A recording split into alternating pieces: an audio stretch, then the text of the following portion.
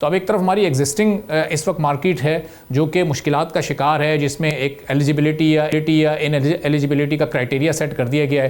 तो अब ये जो इससे इलेक्ट्रिक व्हीकल्स को हमारी कितनी मदद मिल सकेगी, ये मार्केट कितना तेज़ी के साथ इमर्ज हो सकेगी?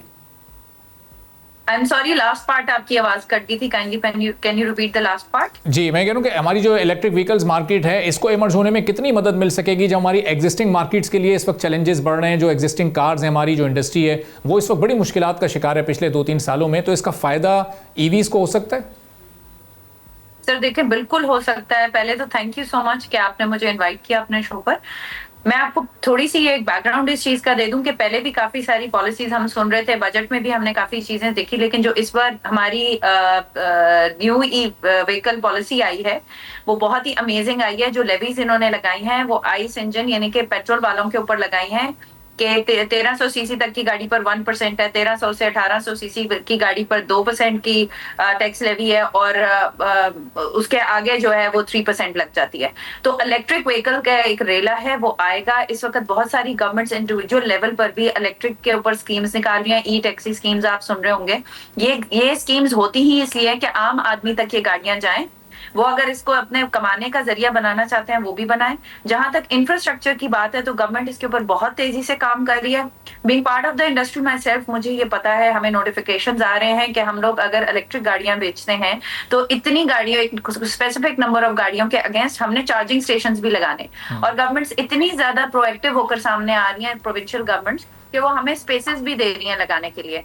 इंशाल्लाह वेरी सून, आप बहुत जल्दी, आज भी ट्रिब्यून में एक आई थी, खबर आई है जिसके ऊपर ई टैक्सी की के बारे में एक लॉन्चिंग के बारे में उन्होंने टेंटेटिव आइडिया दे दिया। तो all the OEMs of the country they are working on it.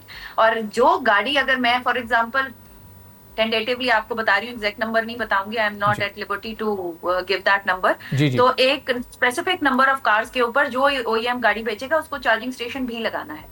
अच्छा। तो बड़ी है अच्छे तरीके से गवर्नमेंट सामने आ रही है, and I must applaud all the provincial governments के बड़ी तेजी से इसके ऊपर काम कर रहे हैं वो लोग जी। ठीक है, तो आम बंदे की रसाई हो जाएगी, यानी इंफ्रास्ट्रक्चर पर अब आहिस्ता आहिस्ता फोकस शुरू हो गया है। और ये भी खबर कुछ दिन पहले आई थी कि मोटरवेज पर भी थोड़े थोड़े फासले से ये चार्जिंग स्टेशंस बनेंगे। तो जो 9 अरब रुपए की ये सब्सिडी सिर्फ इस साल के लिए अनाउंस हुई है 2025 के लिए, और उसमें भी 25% फॉर फीमेल्स है, स्पेसिफिक ओनली।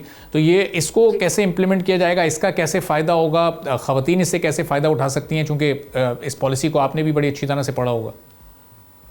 जी अच्छा, खवातीन के लिए अब आप देख रहे होंगे कि खवातीन आपको काफी अपने इर्द गिर्द भी इलेक्ट्रिक स्कूटीज पर भी नजर आ रही होंगी। तो there is a trend being shifted towards the electric, और एक पूरा जो एक ओवरऑल चेंज है, पॉलिसी भी जिसको सपोर्ट कर रही है, उसको गवर्नमेंट की सपोर्ट इतनी आउटराइटली है कि आप ये देखेंगे कि खाली ये 2 व्हीलर्स, 3 व्हीलर्स, 4 व्हीलर्स पर सब्सिडी नहीं आ रही, चार्जिंग स्टेशंस के ऊपर भी आ रही है। और जो इनको औरतों को कोटा दिया, अभी आपको पता है कि ज्यादातर फीमेल्स जो हैं दे हैव स्टार्टेड अर्निंग। आप छोटी छोटी कंपनीज में जहां पर डिलीवरीज के काम होते हैं वहां पर भी खवातीन are taking part in it. तो डेफिनेटली जहां खवातीन एक रेस में सेरेब्रल तो हम मुकाबला कर सकते हैं मर्द हजरात के साथ, फिजिकल नहीं कर सकते, तो उसमें we need assistance. So government is realizing it very rightly कि वो एक कोटा खवातीन को दे रही है कि जो इसको इस्तेमाल करें एंड वो can earn out of it and use it, और सेविंग बहुत ज्यादा इलेक्ट्रिक व्हीकल के साथ।